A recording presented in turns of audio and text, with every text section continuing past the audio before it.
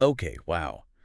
These articles about Singapore's hawker centers are fascinating. I have to admit, I'm already captivated and maybe a little bit hungry, Yeah. just thinking about all this incredible food. hmm You're right. These aren't just places to grab a bite to eat. No, It's like stepping back in time. Like, these places are cultural time capsules. you really are. I mean, that's one of the things that's so fascinating about them. They offer a real authentic glimpse Yeah. into the heart of Singaporean life. So what makes them so special? I was reading about the Ah, ingredients, the focus on fresh, high-quality ingredients. right. There was something about a vendor, I think, who gets fresh seafood delivered daily. Is that right? Yeah, absolutely. And a lot of them, they've been working with these local suppliers for years. They have these really strong relationships. And I think that speaks to Yeah. that connection to tradition, to quality. And that's something you just don't see as much these days, compared to all the Right. mass-produced food. Absolutely. It's a different world. Yeah. And speaking of a different world, you talk about this really vibrant atmosphere. You walk into a hawker center, and there are all these communal tables, everyone's sort of coming together. Yeah. I think you mentioned a specific hawker center that's known for this sense of community. Tiong Bahru Market. If you That's want to see a hawker center that embodies that Yeah. social interaction, that's the place to go. People from every walk of life are gathering there. They're sharing tables, sharing stories. And obviously, they're there for the food, which is also source. part of it. Yeah, I can see why these places fascinate you so much, Yeah. but your articles also touch on some of the challenges that hawker centers are up against. It's not all, sunshine and delicious smells right Oh, now. unfortunately not. I mean, the digital age has been a double-edged sword.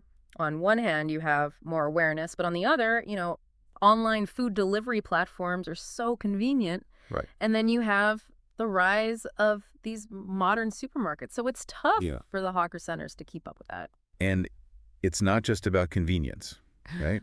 You mentioned something about younger generations maybe looking for different dining experiences. Yeah. I mean, think about it. You've got all these trendy cafes and restaurants popping up, Yeah. sleek interiors, they're Instagrammable. You know how it is.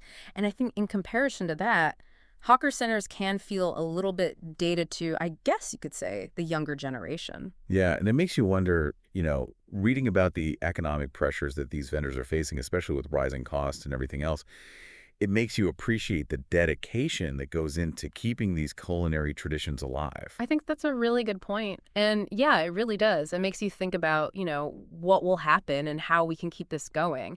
But I think even with those obstacles, Yeah. hawker centers offer something, and I don't even know if you can put it into words. It's just this unique experience. Right. This intangible cultural value Exactly. that you can't, you can't download that It's true. a plate of history. Exactly. And you think about it, I mean, each one of these dishes tells a story, often passed down through generations. You look at Hainanese chicken rice. I mean, on the surface, it's a simple dish. But it really speaks to, I think, that fusion of cultures Yeah. that makes up Singaporean cuisine. It's the perfect example, yeah. Yeah.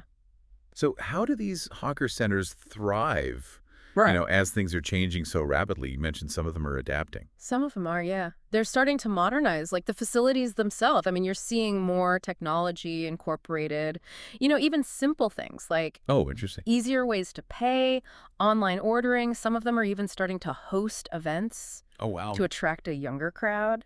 That's a great idea. I read that story about the hawker center that partnered with artists Oh, yeah. to create like a more vibrant atmosphere.